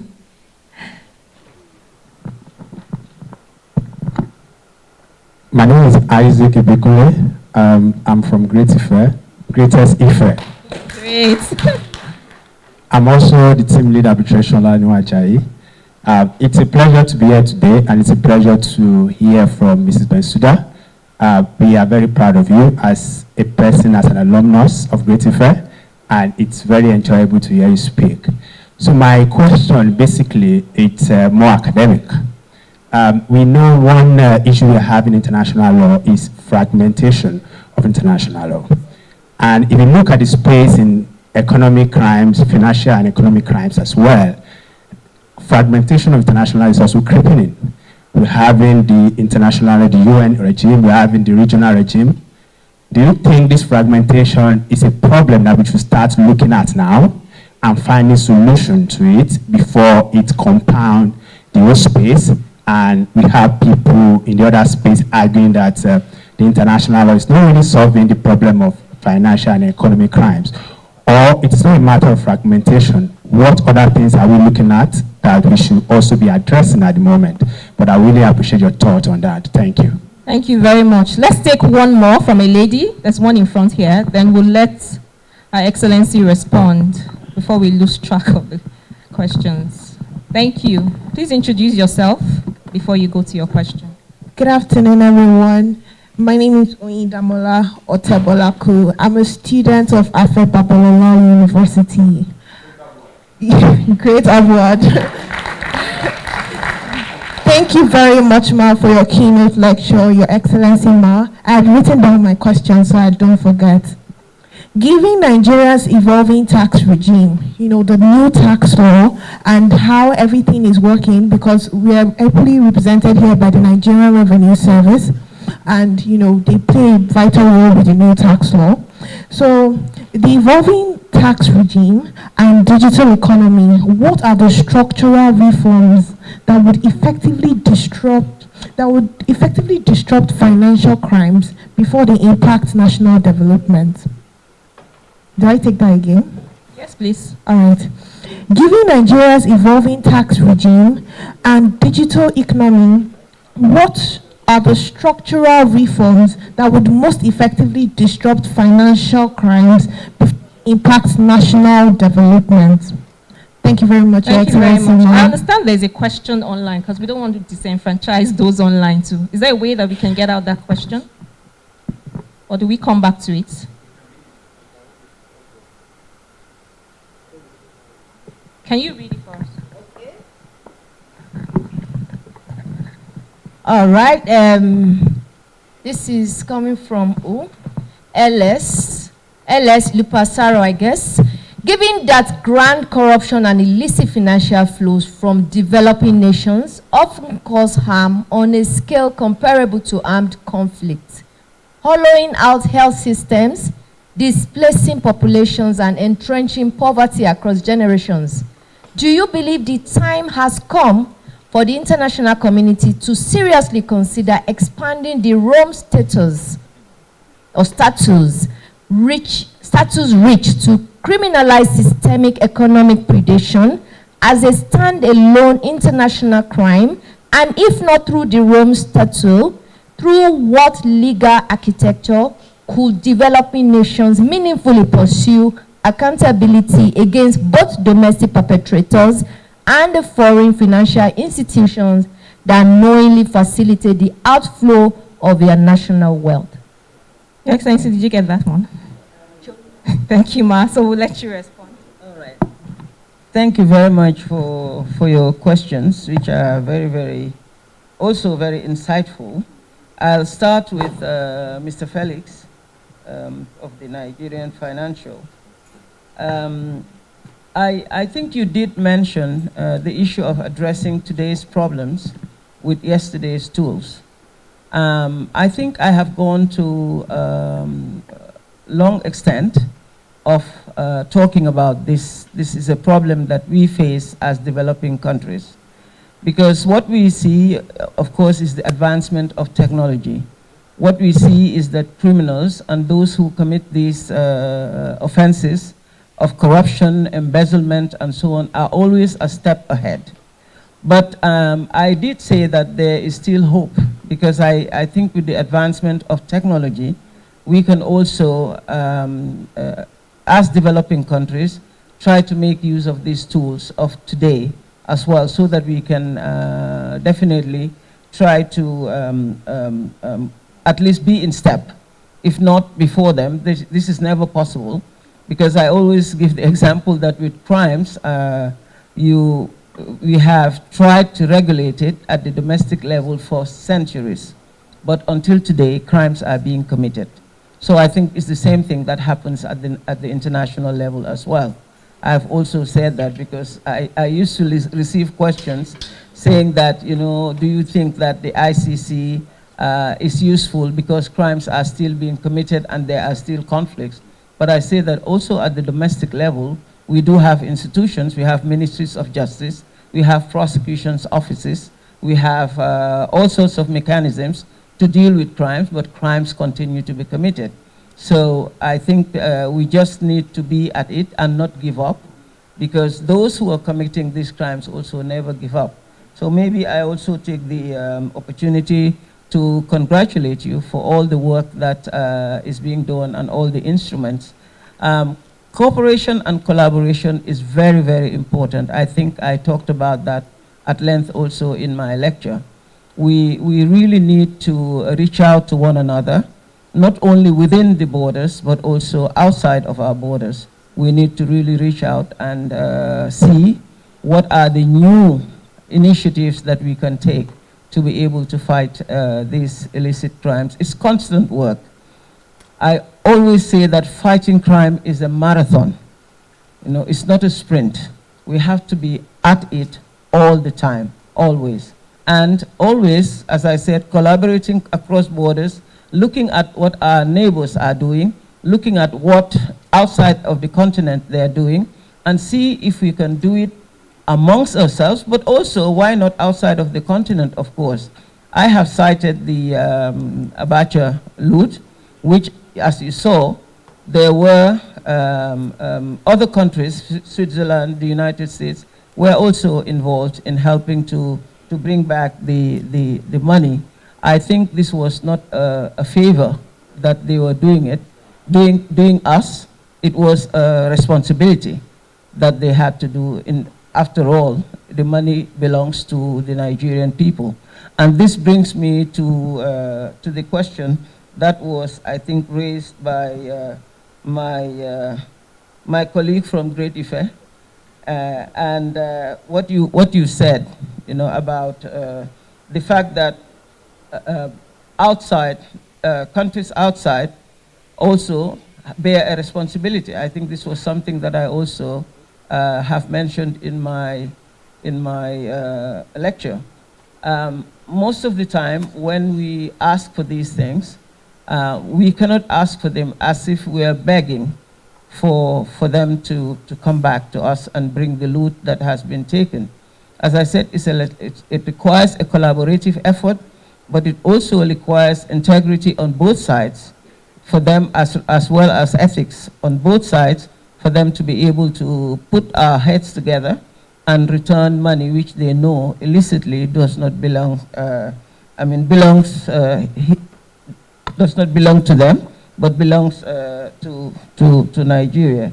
So there was the question about corruption persisting despite the international instruments. I think it was a lady from the center who mentioned that, and perhaps I have also answered this a bit, and I have also addressed it in my remarks, because corruption, I don't think, will ever end.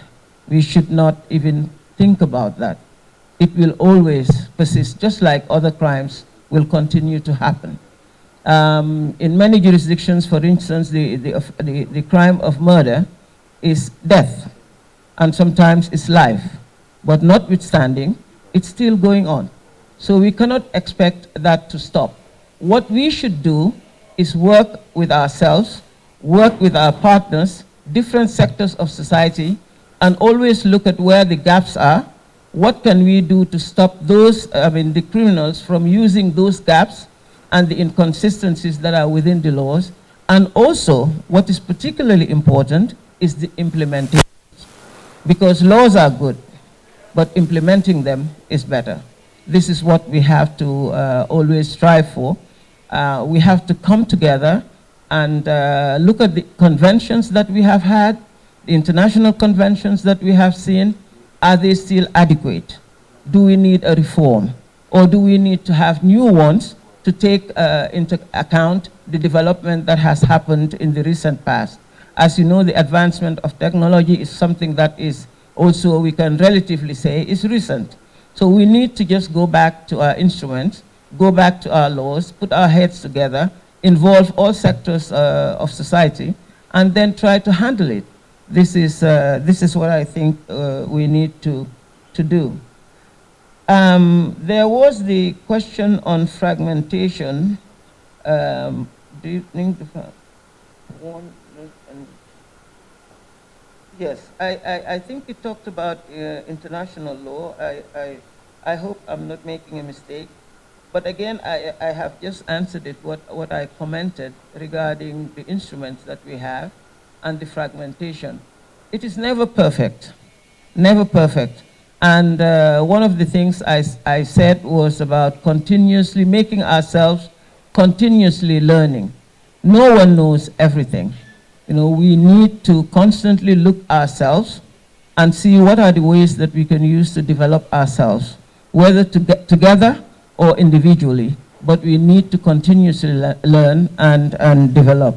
And definitely looking at our laws and see whether they still fit.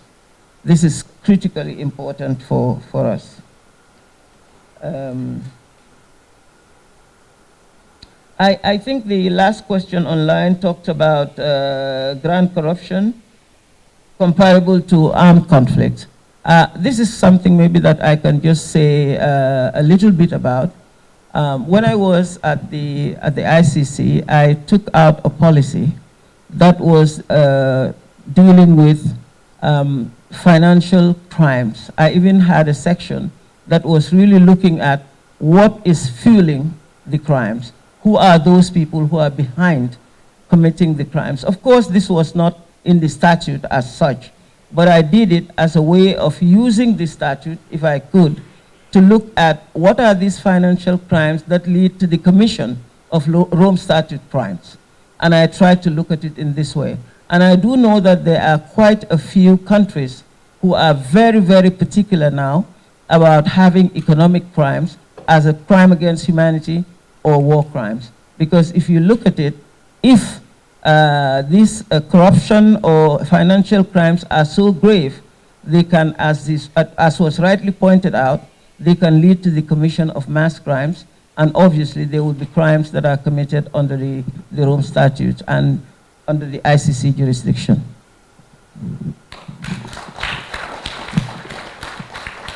I believe that deserves a louder round of applause. Thank you.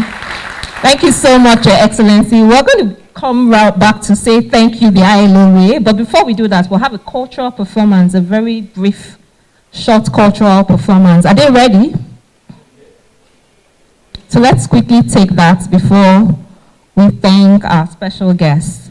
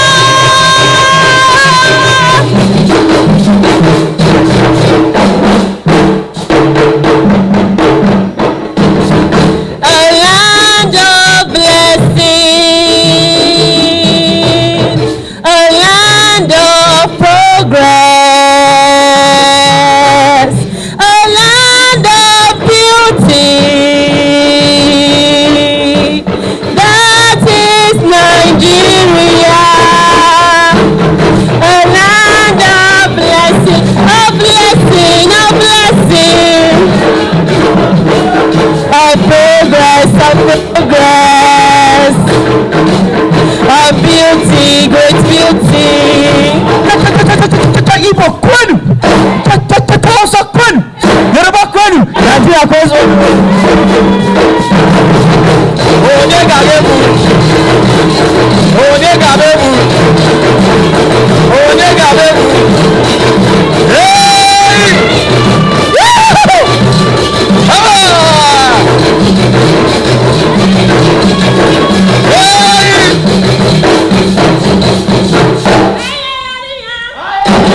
Aye,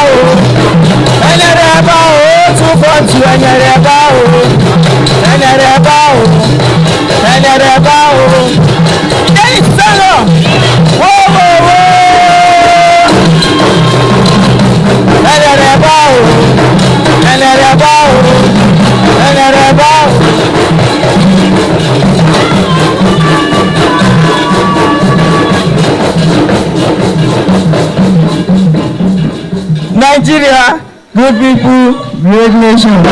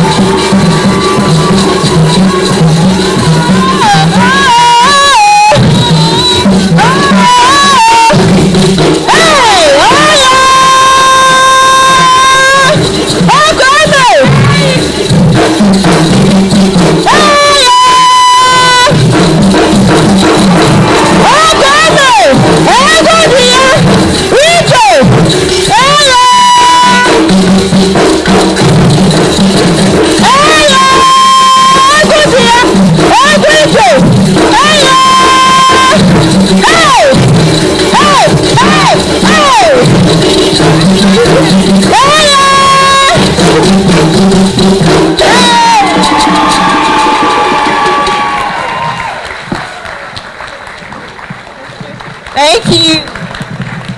That's the Nigerian spirit, very energetic, very vibrant. Thank you very much. Wow.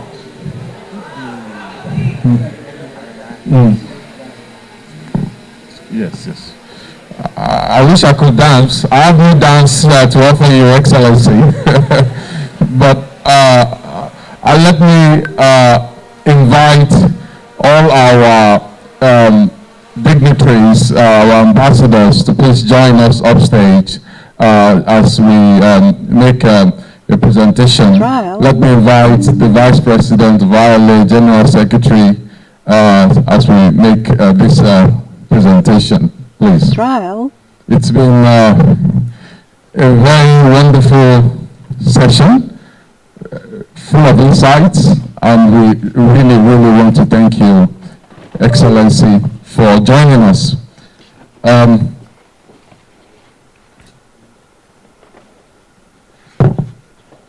Yes, please join us off stage, and if you will permit me, I will respectfully invite Ambassador Nuru to make this presentation on our behalf. Because we don't have diplomatic language. I'm only a lawyer. So.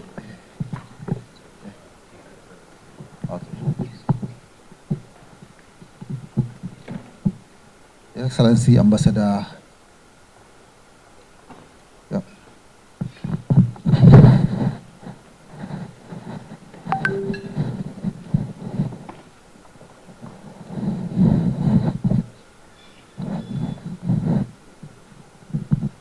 Your Excellency, on behalf of the International Association, International Law Association of Nigeria, we present this token to you.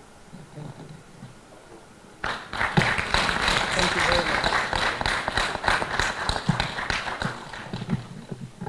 Your Excellency, Ambassador Nicholas Ella, on behalf of the International Law Association Nigerian branch, we present this token.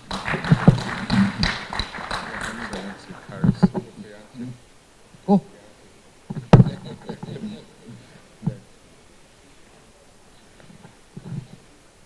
Your Excellency, the DG Java, on behalf of the International Law Association of Nigeria, we present this token to you.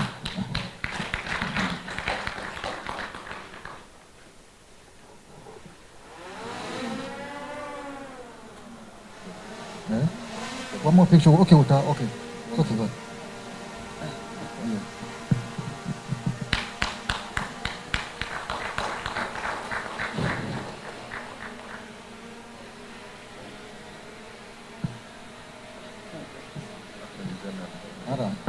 On behalf of the International Law Association of Nigeria, this token is presented to you.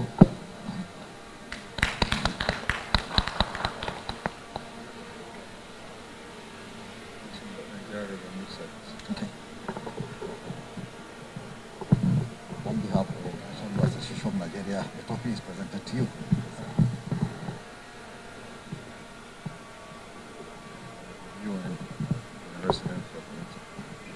Excellence.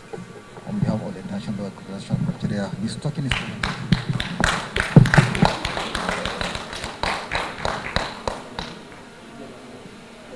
I think Ambassador Kadiri is the speaker. So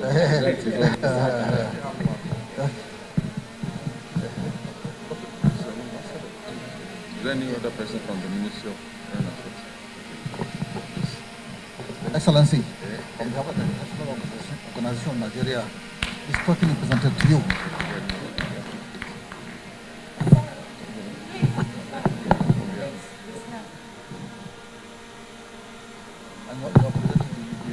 Well, I have to present to you now. So thank you very much, Ambassador, former Ambassador of Nigeria to ECOWAS, for honoring us and for making these presentations on our behalf and for being here with us today. So on behalf of the International Law Association, I present this token to you. Thank you so much. Thank you. Thank you.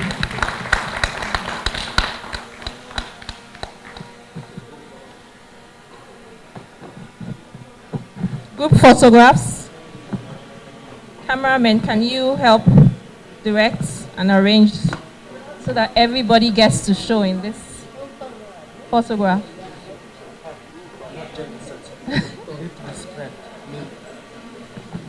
There is the special seat, so I have to advocate for it. Okay. I'm hearing that this is not gender sensitive. There are too many women on this side, so we need to balance it properly.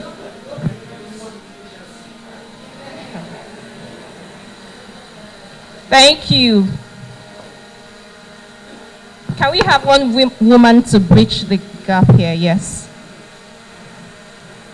Thank you very much. Can we get everybody?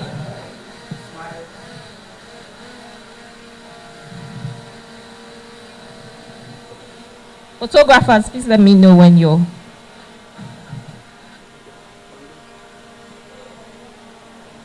Thank you very much.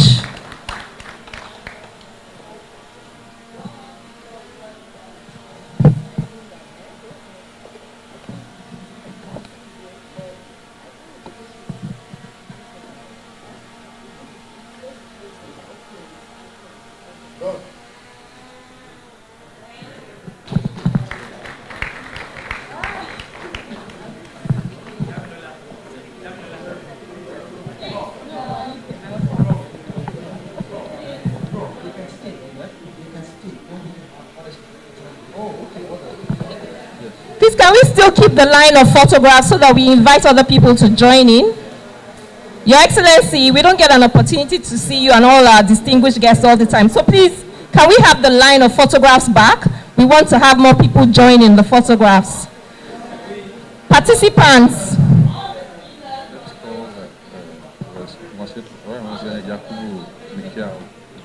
Yes. Former president of the NBA, please join us.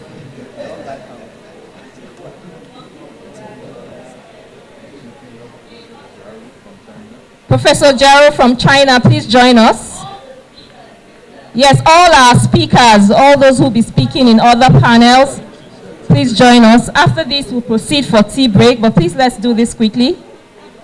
All our speakers, please join us for this photograph. Let's document it for history. Thank you.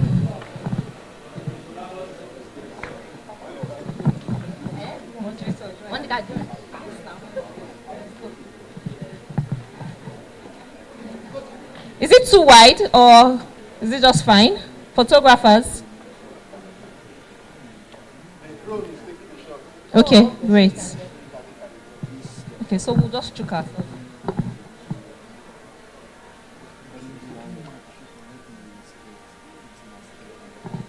Thank you. Thank you very much. Thank you, sir. Thank you.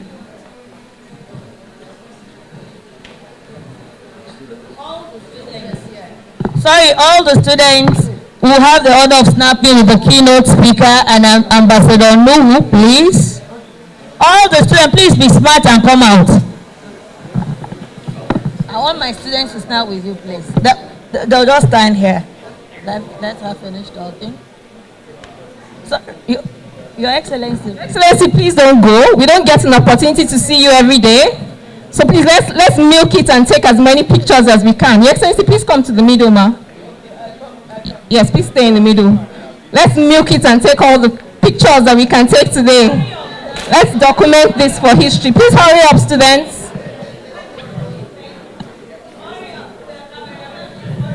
Please hurry up, please hurry up. Let's do this quickly. I wish I was a student right now.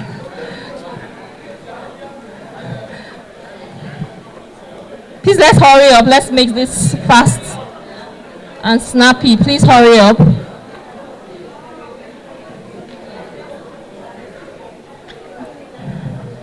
You don't get the former ICC prosecutor and the ambassador in one picture, so please, let's milk it. Let's hurry up. Let's hurry up.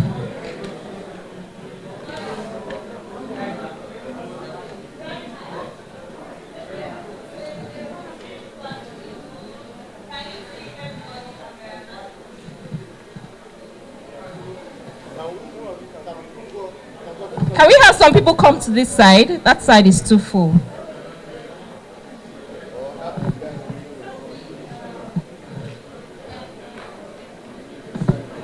Please let the ladies stay in front. Thank you. Are we able to get everyone?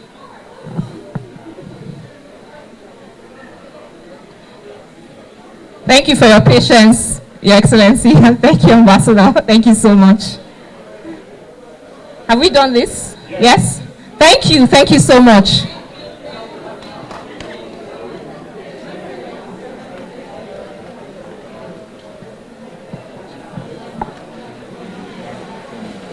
Tea break for 10 minutes. Okay, so we'll take tea break for 10 minutes. By 12:45 p.m., we'll expect everybody back in the hall, please, for the next session. Tea break outside of the room. Please go outside. There'll be someone to direct you to tea break. It's just outside of the door. Please go out for tea break. It's just for 10 minutes. We'll be back here at 12:45. Please, let's make it snappy. Tea break is just for 10 minutes.